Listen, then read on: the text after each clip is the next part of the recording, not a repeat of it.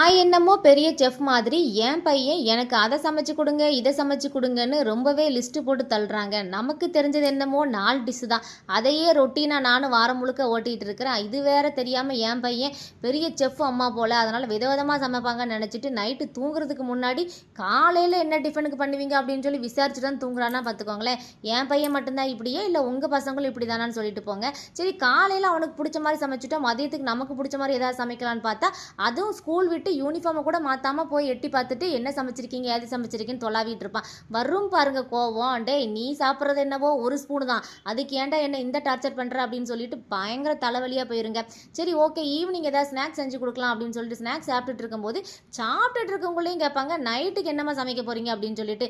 டே, இப்போ சமைச்சதை தின்னு முடிடா, அதுக்குள்ளே ஏன்டா நைட்டுக்கு என்ன வேலை சொல்லியே டார்ச்சர் பண்ணுற அப்படின்னு சொல்லி பயங்கரமாக தலைவலி ஆயிருங்க. அதுக்கு ஒரு ரிலாக்ஸ் ஆகிறதுக்கு ஒரு காஃபியை போட்டு குடிச்சு தாண்டா என்ன மனசை ஆற்ற முடியும் அப்படின்னு சொல்லிட்டு ஒரு காப்பியை போட்டு குடிச்சிட்டு இருக்கேங்க.